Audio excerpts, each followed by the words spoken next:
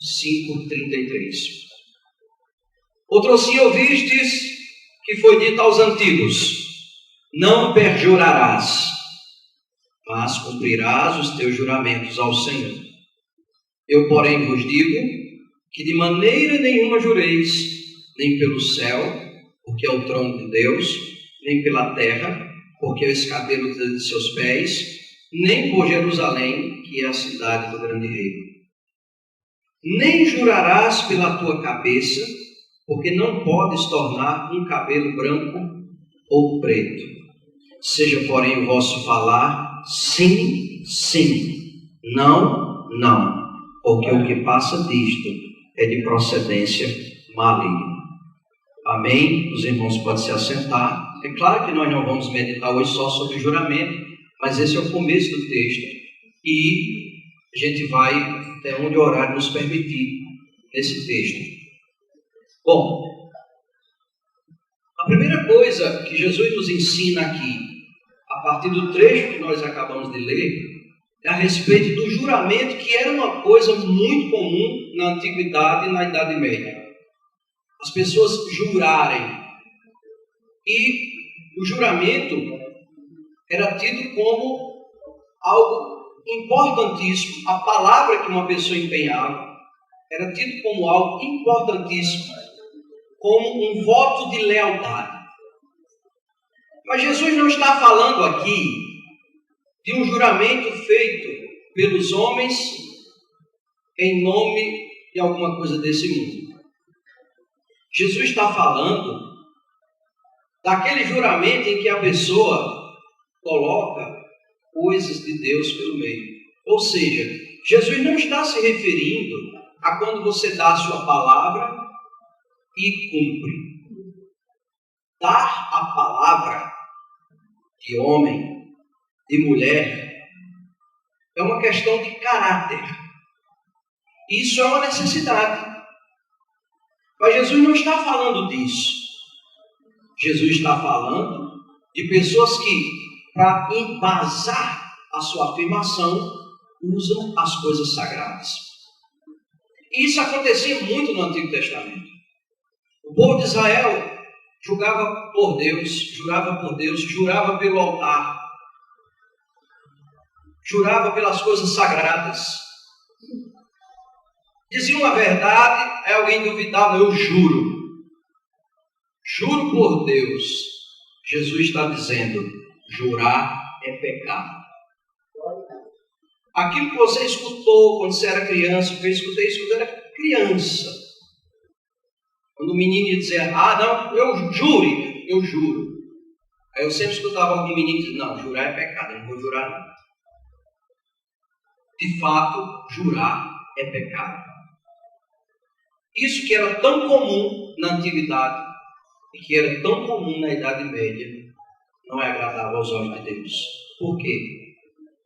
Porque quando você empenha a sua palavra em cima de algo sagrado, você está menosprezando o sagrado. E nós não podemos cometer esse tipo de pecado. Isso é um vício chamado sacrilégio, ou seja, transformar aquilo que é sagrado numa coisa comum. Não dar a devida importância a algo sagrado. Então Jesus disse, no versículo 33, vocês ouviram no passado: não perjurarás. O que é perjurar? É a pessoa fazer um juramento e não cumprir. Então no Antigo Testamento, pecado era perjurar. Era jurar e não cumprir o juramento. Mas Jesus aperfeiçoou a coisa toda. Olha o que ele disse no versículo 33, parte B. 34, aliás. Eu, porém, vos digo que de maneira nenhuma jureis, nem pelo céu, porque é o trono de Deus,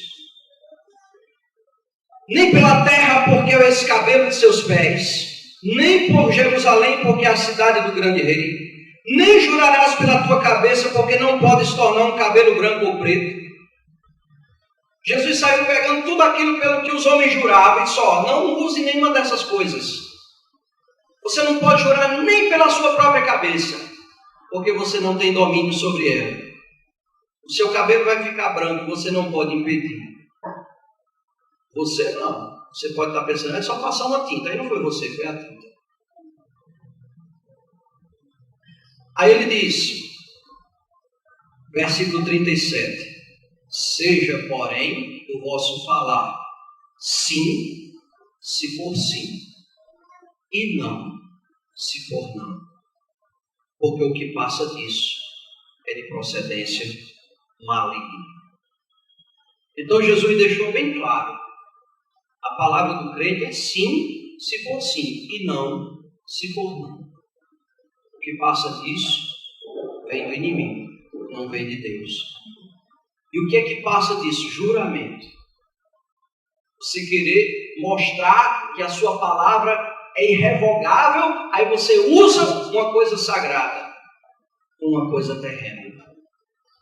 Aquilo não agrada a Deus. Bom, nós vamos continuar aqui no versículo 38, em que ele diz assim: ouviste o que foi dito aos antigos, olho por olho, dente por dente. Eu, porém, vos digo, não resistais ao mal. Se qualquer te bater na face direita, oferece-lhe também a outra. O que quiser pleitear contigo e tirar-te o vestido, larga-lhe também a capa. Qualquer que te obrigar a caminhar uma milha, vai com ele 2. Dá a quem te pedir, e não te desvies daquele que quiser que lhe emprestes. Olha, o Senhor Jesus está nos ensinando como é que nós fazemos para não sermos vencidos pelo mal. Isso é uma coisa extremamente comum hoje, ser vencido pelo mal. E nós temos que trabalhar isso na nossa vida. O que é ser vencido pelo mal? Quando o mal te ataca, não é porque ele está querendo fazer você sofrer com o ataque. Você não entendeu qual é a ideia do mal. A ideia do mal é lhe vencer. E como é que o mal lhe vence? É quando você deixa Deus de lado e começa a agir de acordo com o mal. Então Jesus disse assim, ó, não se deixe vencer pelo mal. Antes pague o mal com o bem. Então a ideia do mal, quando lhe maltrata, quando lhe persegue, quando o inimigo usa alguém para lhe entristecer, para lhe enfraquecer, para lhe agredir, para lhe caluniar, quando o inimigo usa a boca de alguém para fazer isso, na verdade o que o inimigo quer é que você revide, é que você parta para cima. O que o inimigo quer é que você seja vencido pelo mal e que o mal tome conta do seu coração. O que o inimigo quer é que você dê uma resposta à altura. O que o inimigo quer é que você perca a sua salvação. Ele não está preocupado com sua honra. Ele não está preocupado com a sua prosperidade. Ele está preocupado em lhe tirar a salvação.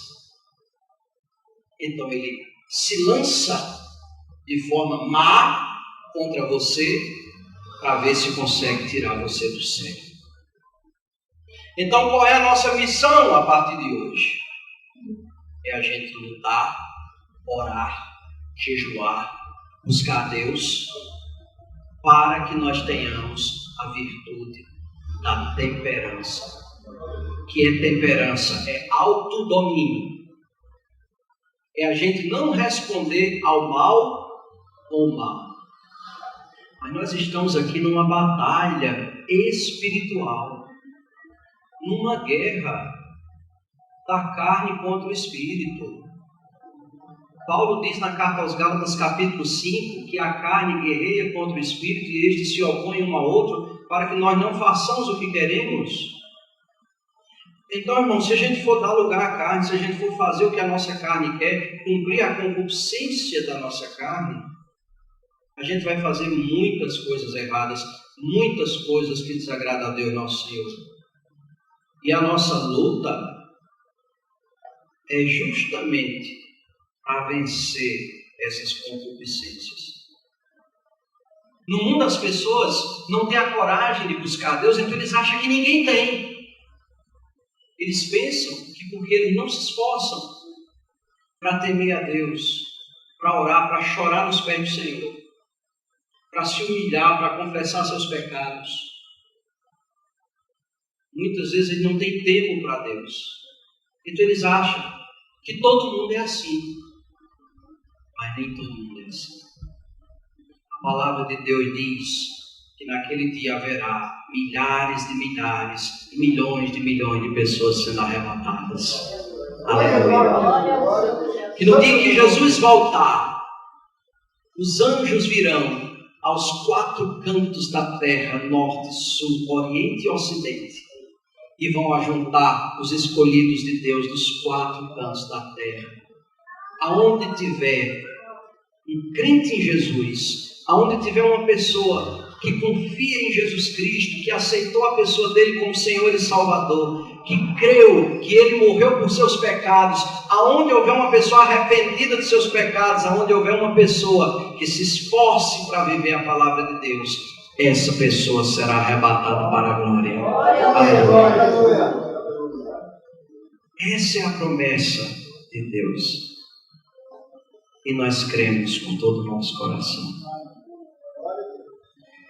E aí, Jesus está dizendo, quando alguém bater na tua face, ofereça a outra. Não pague o mal com o mal. Quando uma pessoa quiser tomar a sua veste, entregue até a capa. Quando alguém te pedir para caminhar uma milha, vá 2. Não faça questão. Quando alguém te pedir emprestar, você pode, não vai lhe prejudicar, empreste. Sem juros. E aí Jesus disse no versículo 43, ouviste que foi dito, amarás o teu próximo e aborrecerás o teu inimigo. Lá no Antigo Testamento Deus dizia assim, você vai gostar de quem gosta de você. Quem não gosta de você, você pode odiar essa pessoa, pode ter nojo, não tem problema. No Antigo Testamento as pessoas tinham um coração muito mais duro, então Deus dava certas liberdades, não que Deus se agradasse disso.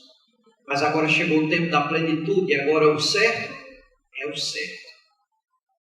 Jesus fechou o cerco. Eu já vi muita gente dizer, no Velho Testamento as coisas eram muito mais arrochadas. Depende do que é.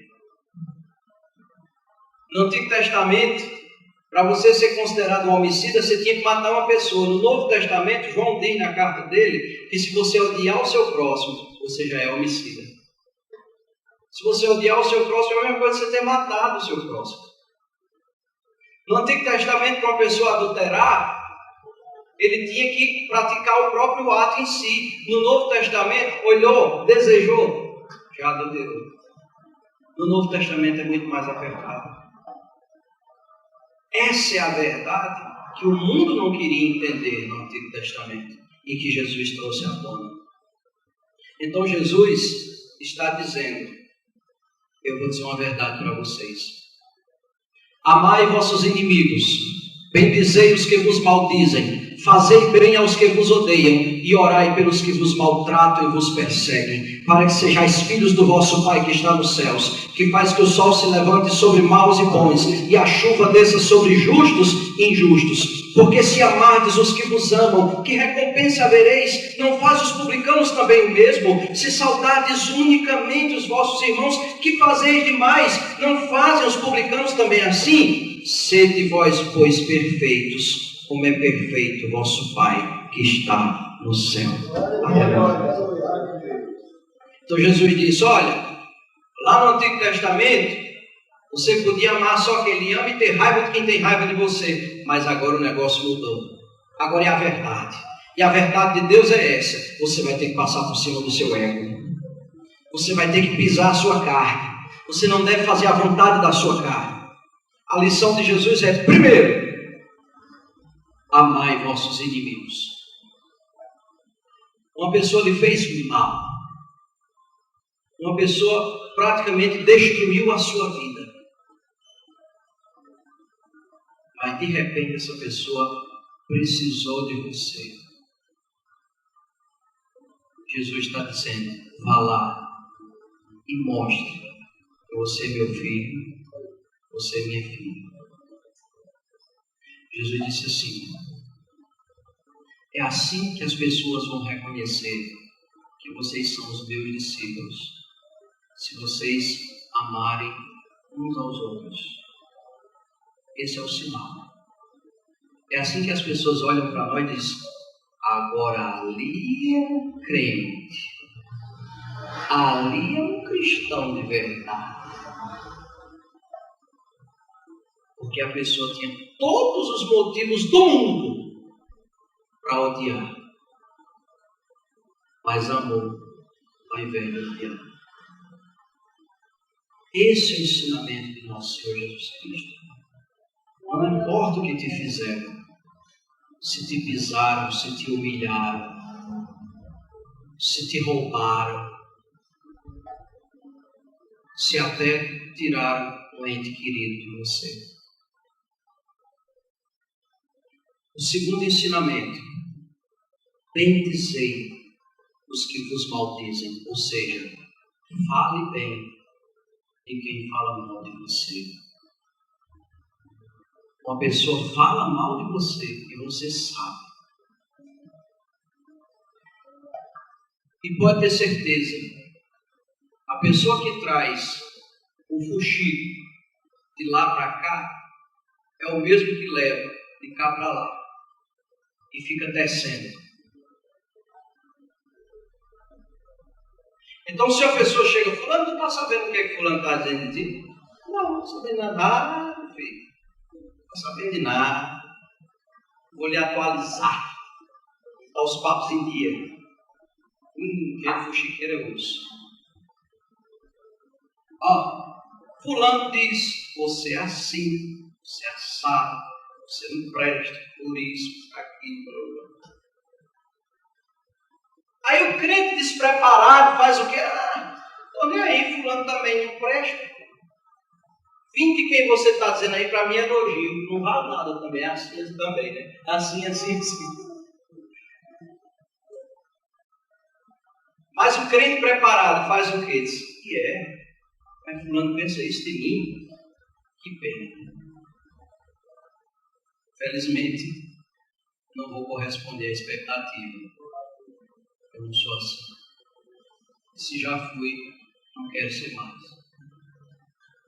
Mas tu vai deixar por isso mesmo? Não vai dizer nada do outro. Fulano é uma boa pessoa. Só está equivocado. Isso é assim mesmo. Vamos orar, né? Vamos botar na mão de Deus. Deus resolve tudo. A pessoa estava doida que você soltasse uma palavrinha para levar. Mas você não soltou. A pessoa passou então. E aí, terceira lição que Jesus dá. Fazei bem aos que vos odeiam. Glória a Jesus. Fazei bem aos que vos odeiam. A pessoa muitas vezes ficou com raiva de você, às vezes com razão, às vezes sem razão. Eu costumo dizer que mesmo que uma pessoa não tenha razão, mas essa pessoa sempre tem as suas razões. Mas isso sempre pode ser vencido. Sempre há uma maneira de contornar a situação. Às vezes, há necessidade de tempo. O tempo acalma as coisas. E aí é só a gente não se precipitar e não querer forçar a barra. Às vezes, é uma amizade que, infelizmente, não voltará mais a ser como antes. mas que pelo menos não se torne em ódio, que pelo menos não se torne num rancor que vai fazer com que percamos a salvação, que é o que interessa.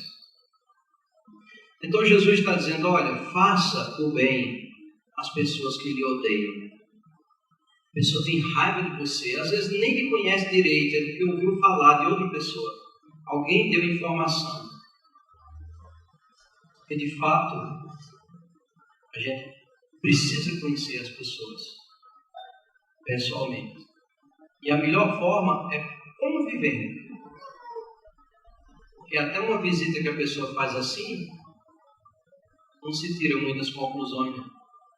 Quem tem conclusões reais é quem trabalha junto, é quem convive junto, é quem está no dia a dia. Aí você tem as conclusões reais de como uma pessoa é. Então Jesus está dizendo assim, faça o bem às pessoas que lhe odeiam. Uma coisa maravilhosa é o momento em que o Senhor Jesus está na cruz. Ele estava sendo assassinado ali à prestação. Uma morte terrível, dolorosa. E Jesus orava pelos seus assassinos. Jesus intercedendo por eles. Perdoa-os, Pai. Eles não sabem o que fazem. Não existe exemplo maior que isso. E ele diz, na parte C do versículo, orai pelos que vos maltratam e vos perseguem. Ore pelas pessoas que te prejudicam. Ore pelas pessoas que te fazem mal. Ore. Peça a Deus, Senhor, abençoe a vida daquela pessoa. Senhor, dê sabedoria àquela pessoa. Senhor, abre o entendimento daquela pessoa, para aquela pessoa chegar ao conhecimento da verdade. E olha, irmãos, eu vou lhe dizer um pequeno segredo. A palavra de Deus diz que a pessoa que vai orar, antes de tudo, ela tem que, primeiro, acreditar que Deus existe. Segundo, acreditar que Deus responde às orações. Então, é imprescindível que você ore com fé. Tiago escreve na carta dele, capítulo 1, versículo 5, ore, porém, com fé, não duvidando, porque o que duvida é semelhante à onda do mar levada pelo vento de uma para outra parte, e não pense o tal homem que receberá do Senhor alguma coisa. Então, quando você for orar a Deus, você tem que orar crendo que Deus está escutando a sua oração, que Deus está atendendo a sua oração. Orar com fé. Então, essa citação que eu fiz, ela está lá na carta aos Hebreus, capítulo 11, versículo 6, diz assim, ora, sem fé é impossível agradar a Deus, porque é necessário que aquele que se aproxima de Deus, primeiro, creia que Ele existe, segundo, que é galardoador dos que o buscam, ou seja, que Deus responde à sua oração, que Deus atende à sua oração. Quanto que você quer, precisa e espera que Deus haja na sua vida? O quanto você está disposto ou disposta a confiar em Deus? Abraão estava disposto. Recebeu a promessa com 75 anos de idade. Veio se cumprir, já estava com quase 100. E que promessa era? Que ia ter um filho. 100 anos, já pensou? 100 anos de idade. E a esposa dele, quase 100 anos de idade. Estéril. Nunca tinha tido um filho. E Deus cumpriu a promessa. Aí a prova, o povo judeu, o povo de Israel, a descendência dele.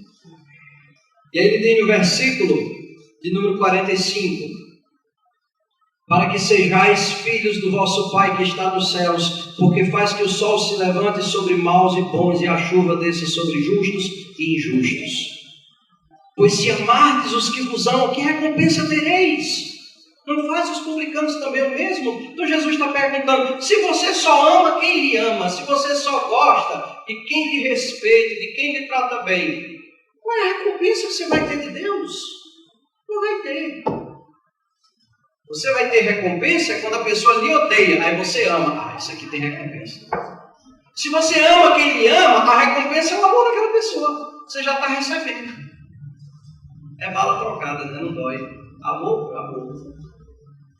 Mas quando você ama quem não lhe ama, aí Deus honra o seu amor e a sua fé.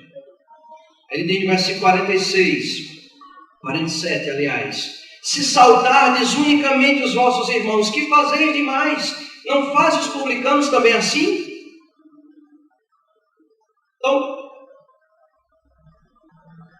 já me perguntaram, irmão, me diga uma coisa. Nós só podemos saudar crente da nossa igreja? De jeito nenhum. Você pode saudar até quem não é crente. Mas às vezes a pessoa não vai entender o que você está dizendo.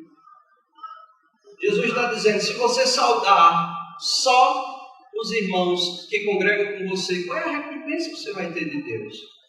Os publicanos também fazem assim. Agora eu vou lhe dizer qual é o tipo de gente que a Bíblia diz, não saude não, que você está se prejudicando. Segunda carta de João, lá perto de Apocalipse, capítulo 1, versículos 9 e 10. Olha o que é que João diz. João, o apóstolo que mais nos ensinou sobre o amor. Mas o amor não anula a justiça. Olha o que é que diz aí. Segundo João 1, 9 e 10. Todo aquele que prevarica e não persevera na doutrina de Cristo, não tem a Deus. Quem persevera na doutrina de Cristo, esse tem tanto o Pai como o Filho. Se alguém vem ter convosco e não traz essa doutrina, não recebais em casa, nem tampouco o saudeis, porque quem o saúda tem parte nas suas más obras. Então, quem é a pessoa que João está dizendo aqui, olha, que não é conveniente que vocês saúdem? Falso profeta. Aquela pessoa que você mostrou a doutrina de Cristo e a pessoa continua renegando.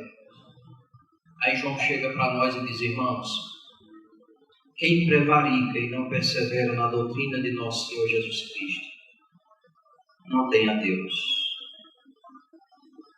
E nós não vamos ser politicamente corretos, não. É preferível sermos verdadeiros. E João disse, se alguém vem ter convosco e não traz esta doutrina bíblica, a palavra de Deus, ele disse, não receba em casa e não saúde, porque você vai ter parte com as más obras dessas pessoas. Então, é esse tipo de gente especificamente que ele se refere. E os demais? Não, os demais, saúde, para você ter recompensa. Para você ter recompensa. E ele finaliza, Mateus 5,48, finaliza dizendo assim, sede vós, pois, perfeitos, como é perfeito vosso Pai, que está nos céus. Aleluia. Ou seja, Jesus Cristo está nos ensinando o caminho da perfeição. Mas, irmão, não existe gente perfeita. Irmãos, a perfeição é uma palavra que tem mais de um significado. Você precisa compreender dentro do contexto bíblico. Deixa eu te dar um exemplo. Nasce uma criança na maternidade. E aí alguém pergunta, e aí? Menino ou menina? Menino. Nasceu como? Não. Esse aqui está perfeito. Foi que a enfermeira quis dizer? Que é um menino que nunca vai fazer nada de errado. Que nunca vai errar, nunca vai pecar, nunca vai virar adulto e fazer coisa errada, dar trombada, bater com a cara na parede, aprender a lição e começar tudo de novo. Foi isso que a enfermeira queria dizer? Que ele era uma pessoa absolutamente perfeita e que nunca ia errar na sua vida? Não. A enfermeira estava se referindo à constituição física, biológica, fisiológica e mental daquela criança. Aparentemente, o diagnóstico é que era uma criança perfeita, uma criança saudável. Veja que a palavra perfeição entra com outro significado. A perfeição no cristianismo não implica dizer que você é uma pessoa que vai viver sem pecar. Perfeição no Novo Testamento não é isso. Porque a Bíblia fala dos santos e santas de Deus. E quem são os santos? O povo de Deus, a igreja. São santos. E aí tem gente que acha que ser santo é parar de pecar. Não é. A palavra de Deus diz, na primeira carta de João, capítulo 1, versículo 8, o apóstolo João, um santo, dizendo assim: se dissermos que não temos pecado, enganamos a nós mesmos e não há verdade em nós. Ou seja, João está dizendo, somos pecadores. Aí ele diz, mas se nós confessarmos a Deus os nossos pecados, Ele é fiel e justo para nos perdoar e nos purificar de toda injustiça.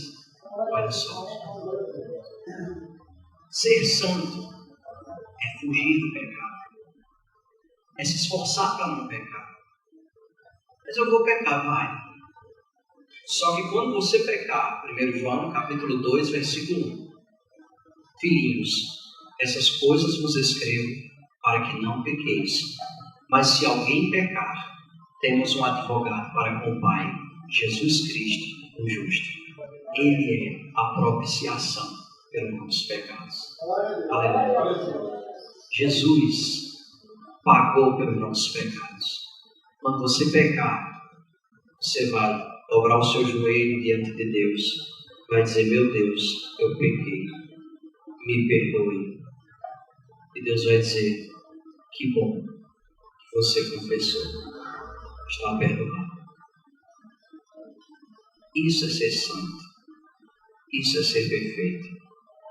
Não é não pecar. É fugir do pecado. Quanto mais você foge, mais você vence.